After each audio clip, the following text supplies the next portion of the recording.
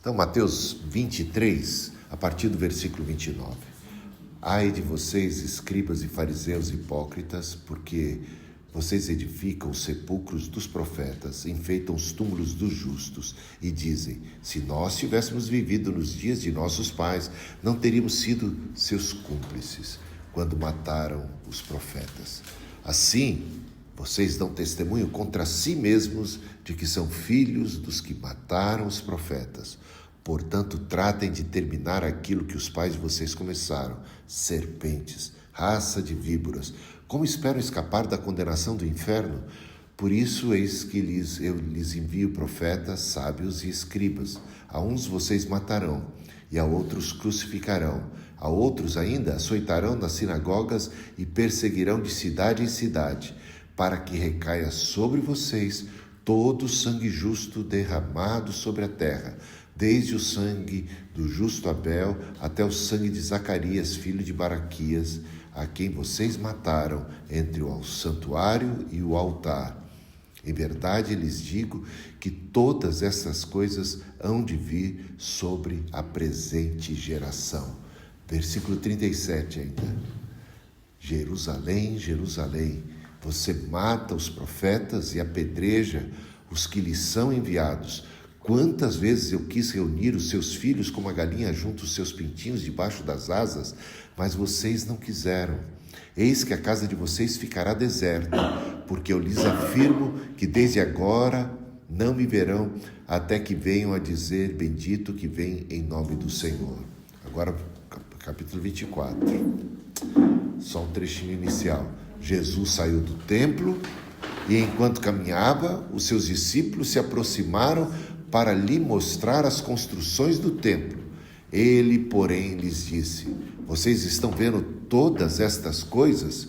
Em verdade, lhes digo que não ficará aqui pedra sobre pedra que não seja derrubada. Olha que texto é esse. Jesus está se dirigindo aos fariseus, escribas, aos líderes judeus religiosos. E se você ler todo o capítulo 23, eu só li a partir do versículo 29, né? Se você ler todo o 23, você vai ouvir repetidas vezes a mesma expressão: ai de vós, escribas e fariseus, ai de vós, escribas e fariseus, ai de vós, repetidas vezes, e ele começa a descrever. Então, é um discurso seríssimo, gravíssimo, de Jesus contra os líderes judeus. E culmina com essas palavras que a gente acabou de ver. Vocês estão dizendo: ai de vós, escribas e fariseus hipócritas, porque eles eram os santarrões, né? Os guardiões da verdade, os ortodoxos e tal. Só que eles só da boca para fora, só na aparência exterior. Por dentro eles eram podres, por dentro eles eram sujos, né? Eles edificavam os sepulcros dos seus antepassados, dos profetas, e diziam assim: se nós estivéssemos na pele dos nossos antepassados, jamais teríamos matado os profetas. Por quê? Porque os judeus mataram os profetas. Deus enviava um profeta, os judeus matavam. Enviava outro profeta, os judeus matavam outro profeta. E eles estão dizendo assim: estão ali adornando os túmulos dos profetas e dizendo: se a gente estivesse no lugar dos nossos pais, dos nossos antepassados, de maneira alguma faríamos o que eles fizeram. Nós somos melhores do que os nossos antepassados.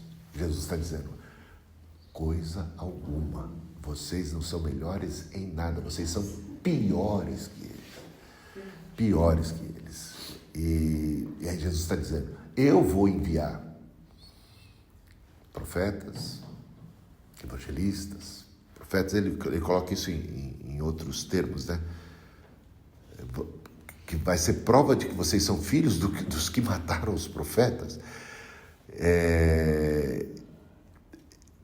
Ele diz assim: no versículo 33, serpentes, raça de víboras, como espero escapar da condenação do inferno?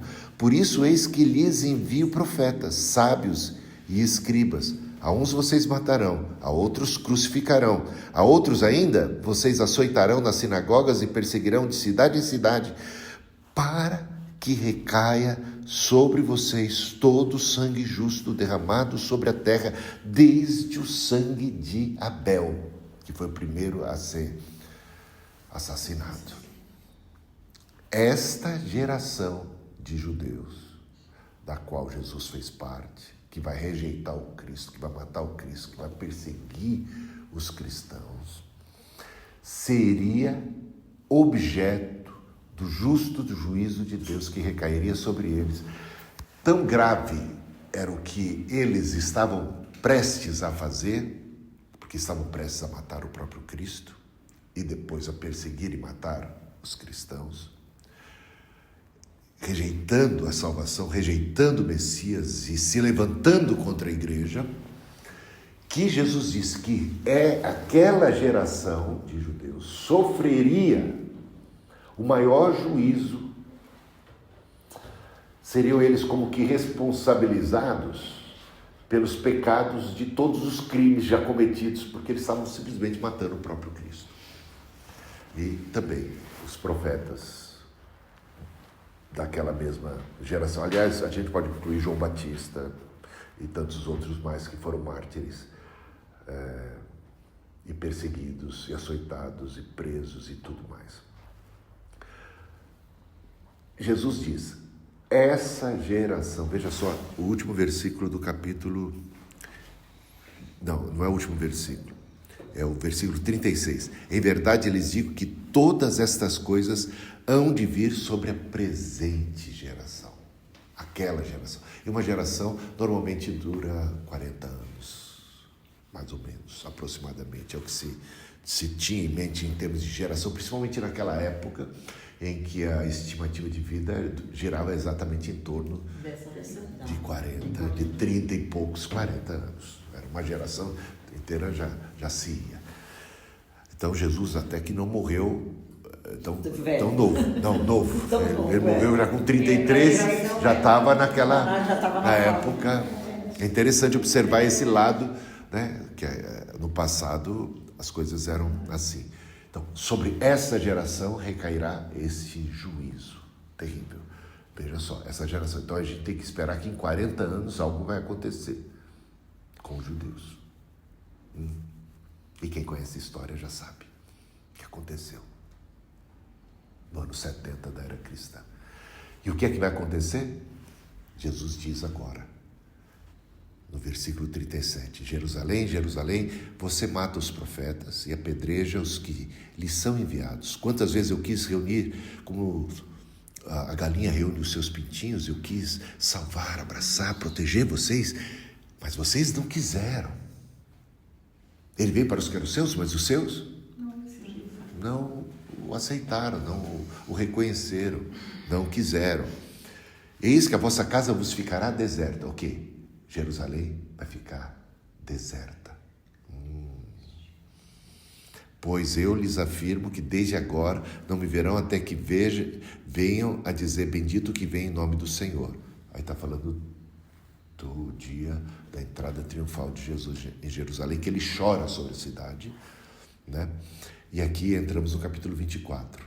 No 24 a gente ouve assim, Jesus saiu do templo e enquanto caminhava os seus discípulos se aproximaram para lhe mostrar as construções do templo. Estavam maravilhados. Olha o templo, nosso templo, templo de Jerusalém, templo de Deus. Jesus diz assim, ele porém lhes disse, vocês estão vendo todas estas coisas? Em verdade lhes digo, não ficará aqui pedra sobre pedra que não seja derrubada. Que coisa! Essa é uma das profecias mais fortes de Jesus e que se cumpriu ipsis literis, do jeito que Jesus falou, naquela geração. Esta geração. recairá sobre esta geração. Se requererá dessa geração o sangue derramado de todo justo, desde Abel até Zacarias, papai, aquela coisa toda, porque matam os profetas, apedrejam os tantos quantos te são enviados. Jesus quis salvar, eles não quiseram, então a casa vai ficar deserta, a cidade vai ser destruída, o templo vai cair, vai ruir, não vai ficar pedra sobre pedra.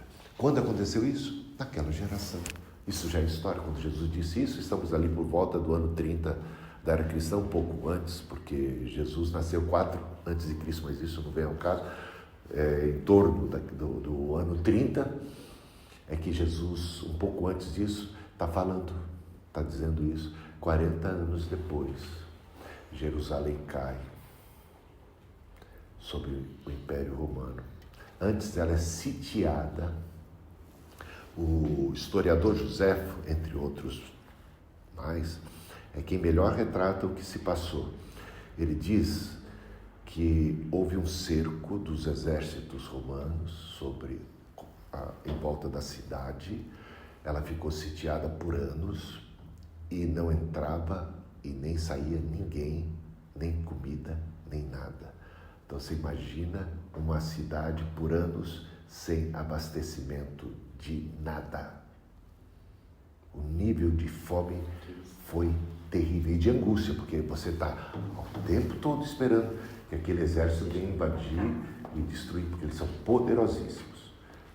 Durma-se com um barulho desse. Só isso já seria suficiente para você não ter paz, você não ter sossego. Os seus inimigos te cercaram por todos os lados, são poderosíssimos. É simplesmente o maior exército da face da terra que está contra você. Só que eles não atacaram. Vamos dizer assim, é melhor que tivesse sido um ataque imediato do que você ficar na angústia de quando vai ser. Uma tortura chinesa, né? É uma tortura, porque você não come. Né? Se a gente olhar um pouco o que está se passando, o pessoal da Palestina, né? Tirando assim quem está certo, quem está errado, mas a angústia daquele povo. Quando o alimento não chega, eles estão... crianças... Chega, se matam. Imagina isso anos. Não deixa chegar, desenvolvimento. Então, quando você vê essa angústia de um povo, de crianças, mulheres, e aí Jesus vai dizer, aí a gente vai ler o 24, Jesus descreve isso em detalhe, ele fala, ai das grávidas, ai das que amamentam. Por quê? Se é duro você passar por isso como ser humano, mais duro ainda se você está carregando alguém no seu ventre, mais duro ainda se você carrega alguém no seu colo e tem que dar de mamar e está preocupado não apenas com a sua sobrevivência, mas com a dele. E tem um agravante que é relatado pelo historiador. A fome foi tão grande, quando chegou um ponto de fome absurda, as pessoas começam a fazer loucuras, começam a enlouquecer. Então, elas começam a querer comer qualquer coisa e começam a querer comer gente, literalmente. E o alvo número 1, os recém-nascidos. Eles foram tirados do colo de suas mães e viraram alimento. Essa é a descrição do que se passou lá. Então, se imagina que angústia. E no final disso, no ano 70 da era cristã, exatos 40 anos depois, o exército invade a cidade, mata doidado, destrói, queima e destrói o templo, não fica nada, e os judeus são dispersos para toda parte do mundo, né? E é interessante. Depois eu posso ler, talvez a gente possa ler Mateus 21, porque Lucas 21, desculpa. Lucas 21 é um texto paralelo a esse de Mateus 24, e temos outro texto paralelo que é o de Marcos capítulo 13, porque eles são os evangelhos sinóticos, tanto Mateus como Marcos como Lucas estão relatando os mesmos fatos na maior parte do tempo. E cada um fala de uma perspectiva, às vezes, um pouco distinta, com alguns detalhes. Mudam-se poucos e pequenos detalhes, mas significativos. E no registro de Lucas, no capítulo 21, ele diz assim, que os exércitos cercariam Jerusalém e que depois haveria aquela destruição e os judeus seriam dispersos e a terra de Jerusalém seria pisada pelos gentios até que se completasse o tempo dos gentios. Aí a gente fica pensando, até que se completasse o tempo dos gentios, o tempo do quê? O tempo dos gentios pisarem em Jerusalém? Pode ser. O tempo dos gentios de serem evangelizados? Também pode ser. Talvez uma combinação dessas duas coisas. O que a gente vê é que desde o final do século XIX, começo do século XX, os judeus começaram a regressar para Jerusalém. Hoje ela ainda é uma cidade dividida, disputada, né? Ela não é a capital oficial de Israel, porque ainda é uma terra em disputa, mas os judeus se achegaram. Isso é um sinal dos tempos, que a gente tem que observar. Parece que o tempo dos gentios se completou.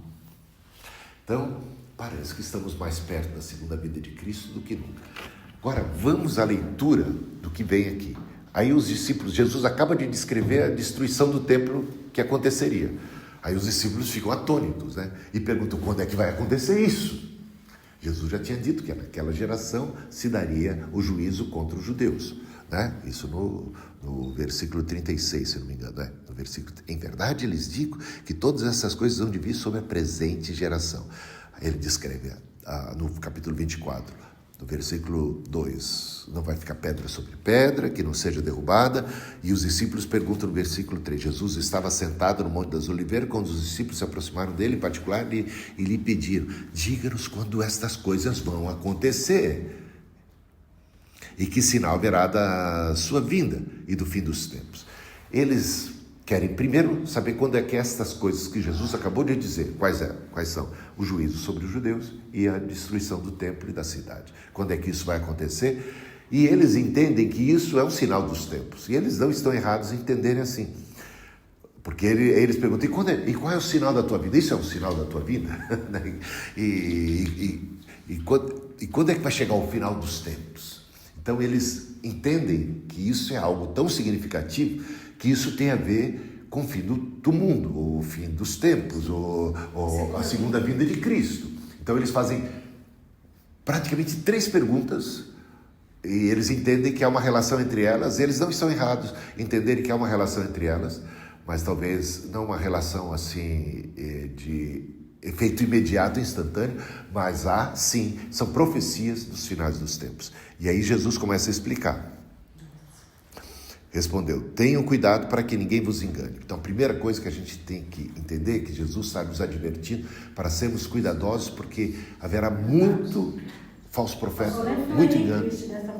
E tem muitos falsos cristos, né? Porque muitos virão em meu nome dizendo, eu sou o Cristo, falsos cristos, né? Temos muitos, Reverendo Moon, um outro, um monte de falsos profetas, enganarão a muitos. E vocês ouvirão falar de guerras e rumores de guerras. Fiquem atentos e não se assustem. Primeiro, não se assuste por quê? Porque não é o fim. É necessário que tudo isso aconteça, mas ainda não é o fim. Porque nação se levantará contra nação e reino contra reino, haverá fomes e terremotos em vários lugares, porém todas essas coisas são princípios das dores. Então saiba, tem gente que fala assim, Jesus está à porta, às portas, guerras. Jesus está às portas, rumores de guerras, terremotos, todos esses sinais aqui que Jesus acabou de descrever. Calma, está errado em dizer que Jesus está à portas baseado nesses sinais, porque esses são sinais preliminares, são princípio das dores.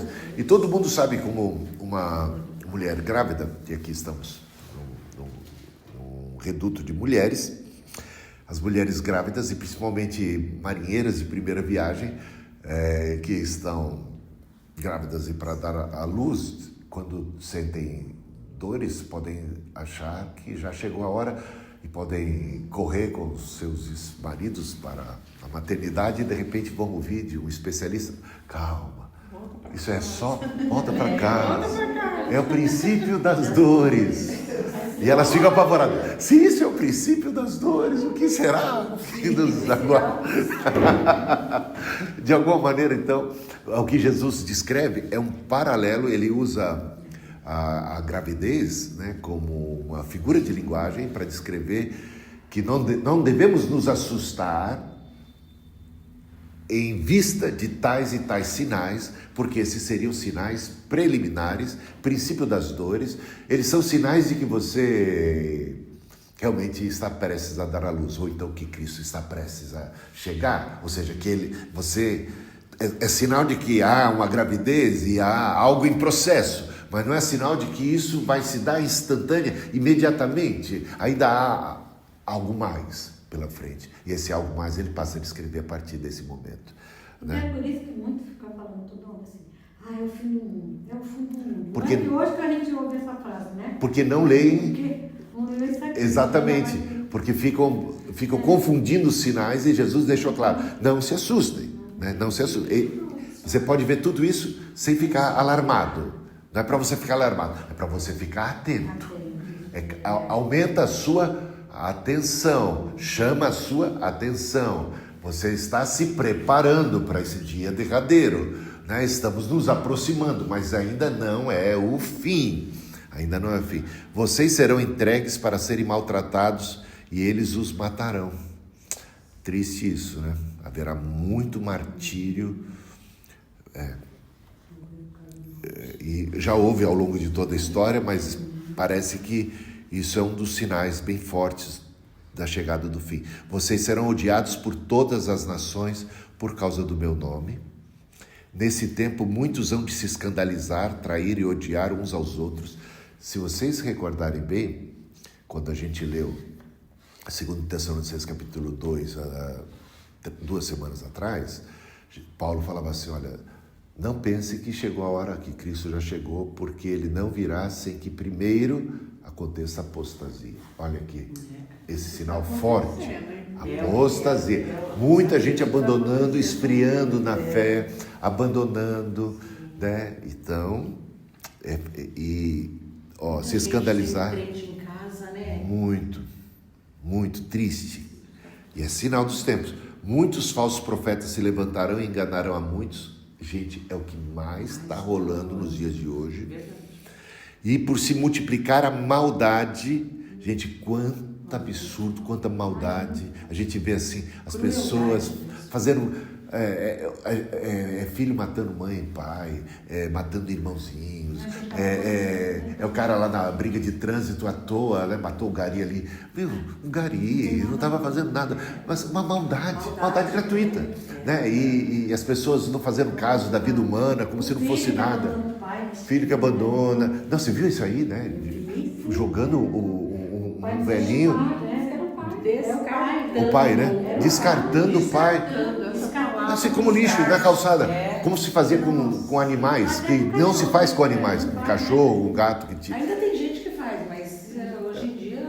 É um absurdo, né? Então você vê se multiplicando a maldade, crueldade, sabe? A gente fica pasmo de ver como é que o ser humano é capaz de... Sabe, pessoas que você olha assim, são normais, conversa com você, você não dá... Imagina, quem conhecia essa pessoa fala assim, pô, não podia imaginar que você seria capaz de abandonar seu pai. Você parecia uma pessoa normal. Ou que você seria capaz de pegar e atirar gratuitamente num gari, ou fazer maldades ou crueldades. Mas acho que a pessoa é boa, deve dar um surto, não? De repente deixou de ser, né? Ou parecia boa, parecia, mas lá dentro tinha ódio, lá dentro tinha maldade, né? Vocês vão me condenar, mas eu assisto muito aquele investigação do canal. Sim. E a gente vê as criancinhas, né? Ele pequenininho, novinho, brincando, nascendo. Que era normal. Aí daqui a pouco cresce e mata os pais. Vira um psicopata, né? Psicopata. Não, mas tem um texto na palavra que fala até em relação à criança. Criança, sim. Você sabe, a criança ela tem trauma. Já está meio contaminada. Eu já li esse texto e eu já separei. Eu tenho alguns estudos e vou ver se eu acho pra gente. É triste isso. É porque é um mal que existe dentro de nós. Porque se existem coisas boas, se eu estou errada, me corrija, pastor. Bispo, porque assim, eu acho que o mal ele está sempre presente. Sim. Nós é que temos que estar vigiando, Resistindo e ao diabo. resistindo o inimigo. Com certeza. Porque muitas vezes não vem um pensamento mal, ninguém está isento disso. Eu acho que tem a parte boa e a parte ruim. Que cada vez manifesta de um jeito. Exatamente. Você vai Você dá lugar, Você né? dá lugar, Você né? dá lugar, né? Exatamente. Que a gente fala Não assim, dê todo, lugar à É ira, né? verdade. Porque o amor esfriar. O amor está aqui, ó. é isso aí. Isso Né? aqui, mas na gente mesmo, você ficar. Às vezes cuidado para a gente não ficar incrédulo, ficar...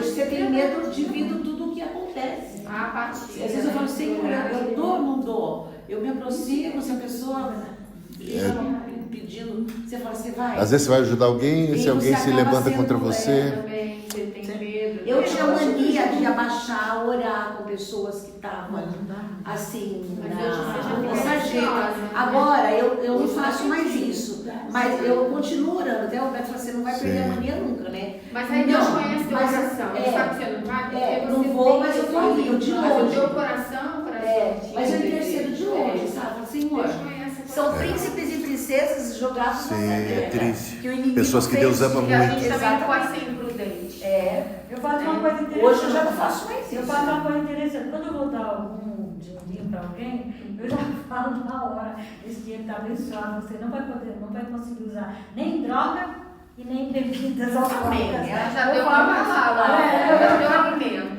O dinheiro é pro seu Ó, alimento. versículo 10. Nesse tempo, muitos hão de se escandalizar, trair e odiar uns aos outros. O ódio.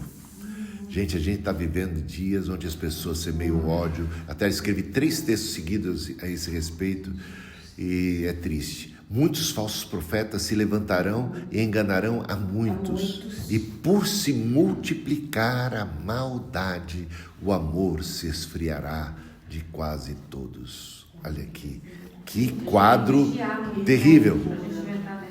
Aquele, porém, que ficar em pé até o fim, esse será salvo. Agora, outro sinal da vinda de Cristo. E este evangelho do reino será pregado por todo o mundo para testemunho a todas as nações. Então virá o fim. Lembra Mas que ainda Jesus... tem muito lugar que não sabe nem quem é Jesus. Pode ser que sim, pode ser que sim, mas agora caminha-se muito rápido a comunicação ou seja por avião, seja alcance por barco, por tudo, a gente tem muito alcance e a tecnologia está avançando, então Dentro da Coreia, né? Não, mas tem lugar perto do Afeganistão que eles têm só, sabe o quê? Só o Novo Testamento. de repente chega lá a palavra. Chegou a palavra agora, mas tem lugar que não tem ainda. Ainda- Eu acompanho. é possível que não. Assim, muitos lugares que ainda a Bíblia não chegou. Agora- eu ajudo uma parte. Contribuir, né, Eu contribuo para uma missão. uma missão que eles fazem as Bíblias, eles fazem a tradução. Muito bom. Então, e tem país, tem lugares, são pequenos, mas que a Bíblia ainda não chegou, a palavra de Deus ainda não chegou. Por isso a gente tem que Tem que trabalhar trabalhar para cumprir aquele grande mandamento que é de pregar o evangelho a todas as nações. E no céu, quando você já tem a visão do Apocalipse, você vê uma grande multidão de pessoas oriundas de todas as partes do mundo, povos, tribos, línguas e nações, dando a entender que a igreja foi fiel e cumpriu cabalmente a sua missão, e temos no céu já uma representação da totalidade de todas as nações, tribos, povos e línguas, né? Serve, bispo, se eu colocar, vamos dar o exemplo de Butão, que é um Sim. país, um local travejado nas ruas. Serve eu colocar o mapa dele, alguma coisa, ficar orando? Claro, assim, claro, orando? claro. Sim, sim. Sim. Faz bem. Orar, pedir que o Senhor abra A portas. palavra chegue lá. É isso aí. Porque Jesus não vai vir enquanto houver um sem ouvir. Eu não diria que isso bom, aí é uma outra coisa. Não quer dizer que... Eu sei, mas não quer dizer que pelo menos haverá salvos de todas as tribos, povos, línguas. Então haverá o alcance desses povos. Não quer dizer que cada indivíduo ouviu, mas quer dizer que aquela tribo foi alcançada e houve oportunidade, né, dada às pessoas daquele povo. Ó, e será pregado então para testemunha, então virá o fim. Aí Jesus começa a descrever. Quando, pois, vocês virem... Agora ele passa a descrever a questão de Jerusalém em particular, porque foi uma pergunta...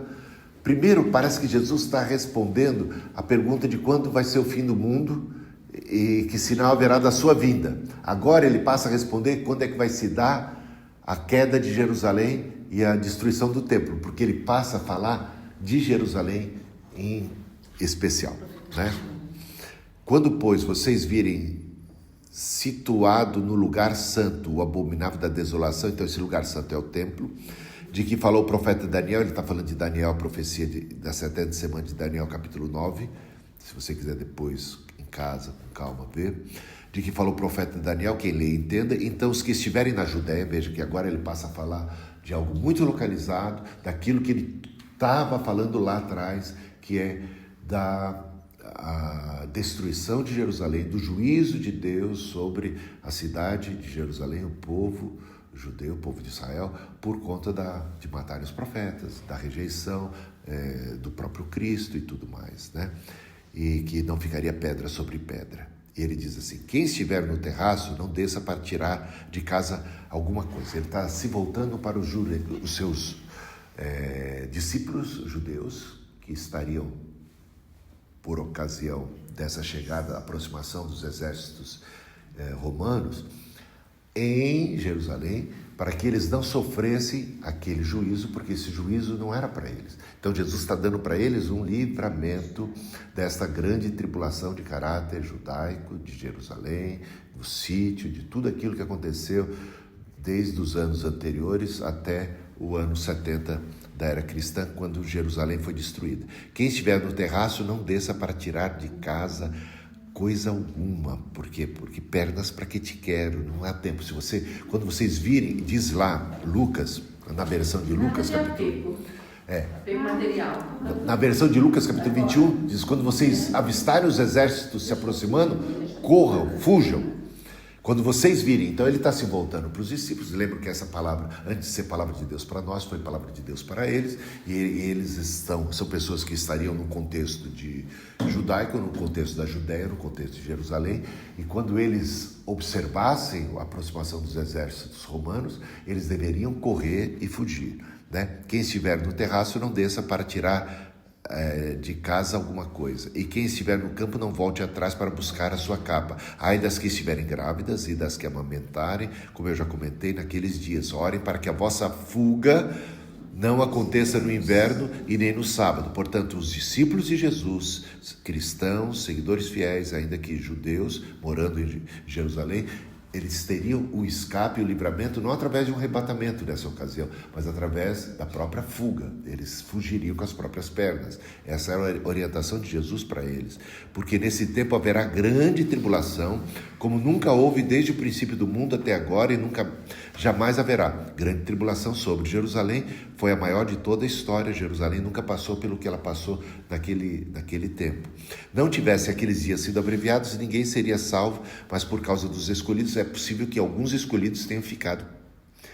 Não ouviram, não atentaram ou se converteram depois. Pode ser que algumas pessoas, diante das palavras de Jesus, diante de todo o testemunho dos cristãos que agora fugiram, e eles se veem ali, eles podem se converter durante aquele período. Então eles fazem parte do grupo de escolhidos que estão atravessando um período de grande tribulação em Jerusalém. Então, se alguém disser a vocês: olhem, aqui está o Cristo, ou ali está ele, não acreditem. Por quê? Porque a vinda de Cristo, em aspecto algum, é secreta. Ela é sempre como um relâmpago que sai do Oriente, se mostra no Ocidente e tudo mais. Eis que tenho predito isso, versículo 25. A vocês, portanto, se disserem a vocês: eis que ele está no deserto, não vá lá. Ou se disserem que está no interior da casa, não acreditem, porque assim como o relâmpago sai do Oriente e se mostra no Ocidente, assim será a vinda do Filho do Homem. Portanto, a vinda de Cristo é descrita como algo visível, glorioso, portentoso, que ninguém vai precisar avisar ninguém. Não tem nada de secreto, arrebatamento secreto, tem nada aqui de secreto. Onde estiver o cadáver, ali se ajuntarão os abutres. A ideia é meio assim, a cadáver atrai abutre. Então, onde está o teu tesouro, ali está o teu coração. Então, em outras palavras, é época de abutre ficar com coisa podre e quem tem coração em Deus ficar com as coisas de Deus. É meio isso. Logo em seguida, a tribulação daqueles dias, o sol escurecerá. A descrição agora da segunda vinda de Cristo. A lua não dará a sua claridade, as estrelas cairão do firmamento e os poderes do céu serão abalados. Então, céus e terras vão se abalar. É um evento portentoso, glorioso. Então aparecerá no céu o sinal do Filho do Homem. Todos os povos da terra se lamentarão e verão o Filho do Homem vindo sobre as nuvens do céu com poder e grande glória. E ele enviará os seus anjos com grande clangor de trombeta, os quais reunirão seus escolhidos dos quatro ventos de uma a outra extremidade dos céus, o que é o arrebatamento da igreja. Então, portanto, a igreja é arrebatada nesse dia, que é a vinda gloriosa de Cristo, é depois da grande tribulação e tudo mais. Então, isso é só em rápidas palavras aqui, um texto bem longo, né? Que a gente pegou já do finalzinho do capítulo 23 e conseguiu explanar o capítulo 24. Mas o Mateus 24 você pode trazer para os dias de hoje também, né? Pode, claro. Até porque até essa parte dos dias Quantas abreviados, coisas? né? E muito mais, você vai ler ele todo e você vê que o contexto é bem atual. Sim, com certeza. Né? Com certeza. E aqui, a partir do versículo 36 do capítulo 24, tem um trecho que muita gente interpreta de maneira equivocada e é importante a gente... 36. Não, agora eu estou no 24, tá? 24, 36. Porque o 36 do 23 é que diz... não, é verdade, é esse mesmo. Está certíssima. Ninguém sabe. Mas a respeito daquele dia e hora, ninguém sabe, nem os anjos dos céus, nem o Filho, senão o Pai.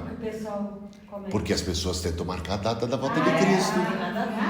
Né? E Jesus disse que ninguém sabe. Várias vezes, vários crentes, pastores, adventistas, testemunho de Jeová e tantos outros. Um monte marcaram a data. Joseph Smith, que é o dos mormons. Sim, dos mormons, e assim vai.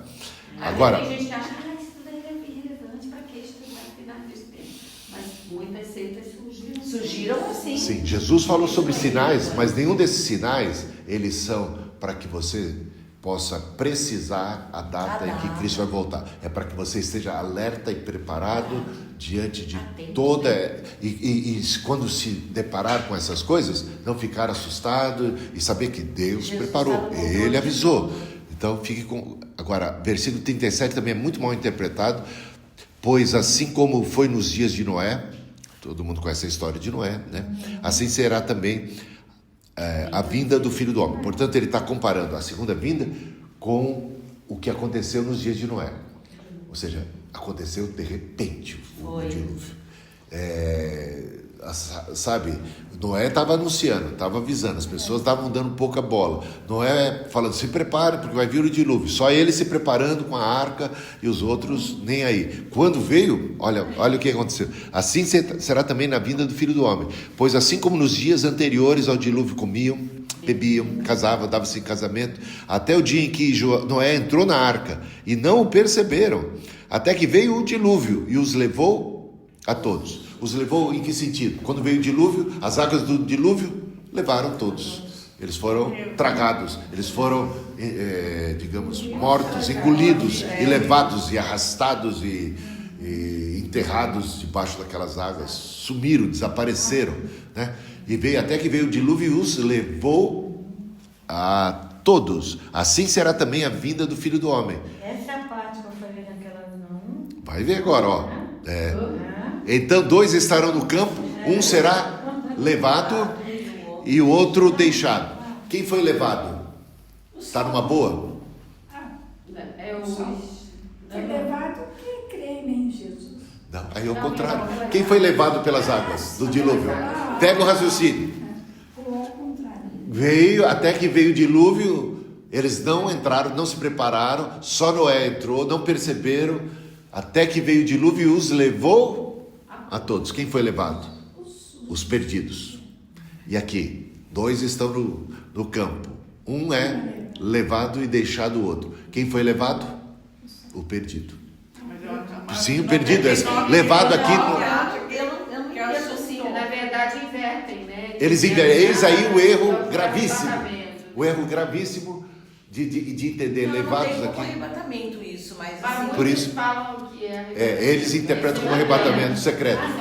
mas vai ser arrebatado Não, mesmo, aí mas é- não dessa forma que eles falam. Não, vai ser arrebatado como a gente descreveu, daqueles- como Jesus descreveu.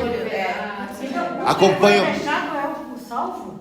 Claro, quem foi deixado? Não foi o Noé? Noé, que não foi. Para pensar, qual é a figura de linguagem que Jesus está Mas então usando? foram levados pelas... Ah, não, mas aí Noé estava na continuação de uma vida e de um plano perfeito que Deus tinha. Sim. Quem é que vai habitar a nova terra? Exatamente. Noé. Nós.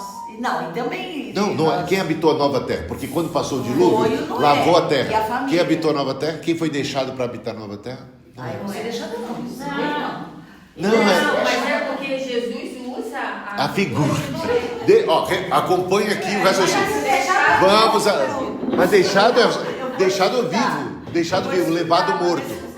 Nossa, bispo, mas isso aí eu acho que 99,9 é Por isso que é um erro gravíssimo. Por isso é um erro gravíssimo. Vamos repetir aqui a leitura. Acompanhe a leitura. Por isso você tem que siga o raciocínio de Jesus. comparando. Quem está ensinando aqui é Jesus. Jesus está dizendo, mas a respeito daquele dia, olha, ninguém sabe. Vai ser, veja, versículo 37. Pois assim como foi nos dias de Noé. Como foi nos dias de Noé? Olha só, ele descreve. Assim será também a vinda do Filho do Homem. Ou seja, uma coisa será parecida com a outra. E ele coloca em que termo será parecida. Pois assim como nos dias anteriores ao dilúvio comiam, bebiam, casavam-se e davam-se casamento, quem? O povo. O povo, que não estava nem aí para o discurso de Noé, para o dilúvio que se avizinhava, até o dia em que Noé entrou na arca. Quem entra na arca? Exatamente, quem entra na arca, gente? Quem entra na arca? Noé. E não perceberam. Quem é que não percebeu?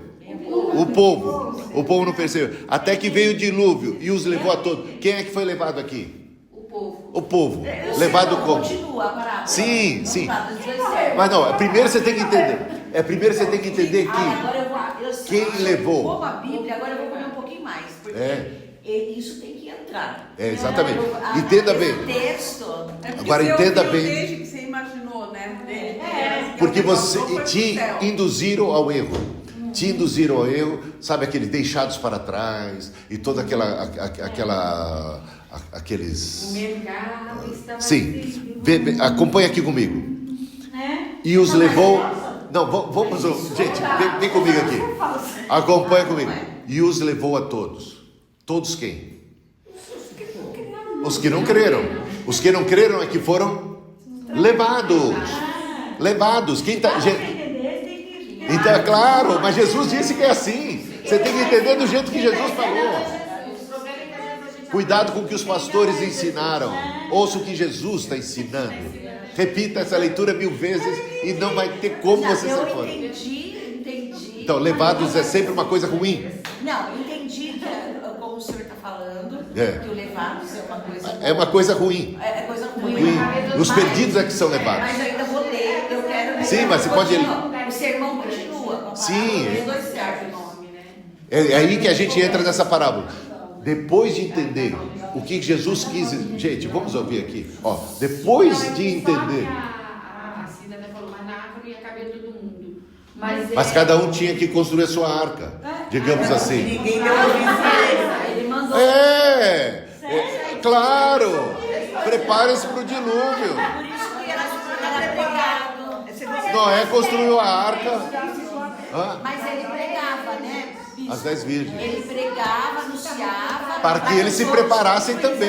E o pessoal não teve, É como o a pessoal gente não teve faz, nem a aí. gente anuncia o evangelho. Não. Todo mundo tinha que se preparar para o dilúvio. Noé está se preparando para o dilúvio, construindo a arca conforme a prescrição de Deus, para salvar os animais também, e a ele e a sua família. E Noé está falando assim, vai vir um dilúvio. Por que você está fazendo essa coisa absurda, essa coisa monstruosa? Porque um dilúvio vai vir. E o pessoal ria e caçoava Quando eu dele. sou bonzinho, eu quero que o monte venha comigo. Mas vocês façam. Se vocês quiserem, eu posso construir uma arca até maior. Mas aí vocês vão ter que me ajudar. Eu só tenho condições de fazer essa arca aqui O que pronto. seria, o que seria cada um construa a sua arca. Salvem-se, né? A graça e a misericórdia de Deus estão aqui. Através do profeta, através daquele que sabia que o dilúvio ia chegar. E as pessoas tinham que se preparar. E eles não se prepararam, até que veio o dilúvio e os levou a todos. Levou a todos os perdidos, a todos os... Então, os levou a todos é o paralelo com o que vai acontecer na vinda de Cristo. Quando Cristo vier, uns serão levados e outros serão deixados. Deixados vivos, deixados para Nova Jerusalém, deixados... e os outros são levados, perdidos, levados, e acabou. Eles não têm participação. Quem é que vai herdar a terra? Os mansos herdarão a terra. Quem serão levados? Aqueles que vão levados pela condenação, para o juízo final, para a perdição. Quem vai herdar a terra? Só os mansos. Só Noé herdou a terra. Então, mas pode ler esse texto 1000 vezes, como você quiser. Entenda bem o que Jesus quis dizer, e ele quem estabelece o paralelo entre os dias de Noé e os dias da segunda vinda de Cristo, e os levados aqui, na sequência, como a Cléo estava bem colocando, você continua lendo, e aí você entende que ele já deu a plataforma. Jesus já estabeleceu a comparação. Os dias de Noé, o que aconteceu lá, é semelhante ao que vai acontecer nos dias de Cristo, da segunda vinda de Cristo. Então, nos dias de Noé, os que foram levados são os perdidos, e os que ficaram e permaneceram são salvos. Assim será nos dias da vinda do Filho do Homem, né? Pois assim como nos dias anteriores... aí eu já estou no versículo 39. E não perceberam até que veio o dilúvio e os levou a todos. Assim será também a vinda, do mesmo jeito. Vai ser a vinda do Filho do Homem. Estarão 2 no campo, um será levado. Então, quando você fala assim, aí você conecta. Vai ser levado quem? O perdido vai ser levado. Levado essas águas são águas de juízo. A vinda de Cristo é uma vinda que traz juízo e condenação. Então, tem gente que vai ser levada e outros vão ser preservados, como Noé foi preservado do juízo. Nenhuma condenação vai cair sobre Noé, nenhuma condenação vai cair sobre aqueles que são de Cristo. Os outros serão levados pela condenação, pelas águas do juízo, pelas águas do dilúvio, pela segunda vinda de Cristo, que traz juízo sobre os condenados. Assim será também a vinda do Filho do Homem. Estarão 2 no campo, um será levado e o outro será deixado. O outro deixado é coisa boa aqui. No caso, ele é deixado como Noé foi deixado. 2 mulheres estarão trabalhando, uma será levada. É a mesma palavra, levado. Levado. E aqui a ideia de que quem é levado pelo juízo. E quem permanece para Nova Jerusalém, ou para a Nova Terra. Se você... Não, você é levada para dentro da arca. Não, você já estará... Você já está na arca da salvação. Então você é preservada. Você não é levada pelas águas do juízo. As águas do... Porque Cristo, quando ele vier... Veja o que diz o credo apostólico, né? De onde há de vir para julgar os vivos e os mortos. Então, os vivos e os mortos serão julgados. Aqueles que estão em Cristo, nenhuma condenação há. Eles estão debaixo da arca. Eles são preservados. Eles são deixados para a nova terra, a nova Jerusalém, o novo céu. Aí entramos no tema que foi da aula de 2 semanas atrás. Entenderam? Então é isso aí que eu queria deixar. Devia ter dito isso logo. Continua, bispo. Não, continua. O sermão continua. Mas já são 4 e pouco. É verdade. Passou 4 e 10. Mas a gente vai continuar. Mas anotem todas as suas dúvidas. Portanto, a gente pode só terminar. Portanto, vigie. E mais uma vez, vigie, porque você não sabe a hora em que o Filho do Homem há de vir. Então, essa é o grande ensinamento. Há sinais, esses sinais é para que a gente possa estar alerta, preparados, mas nós nunca saberemos a hora, devemos estar sempre prontos, porque o próprio Noé não sabia quando ia vir o dilúvio, mas ele preparou-se.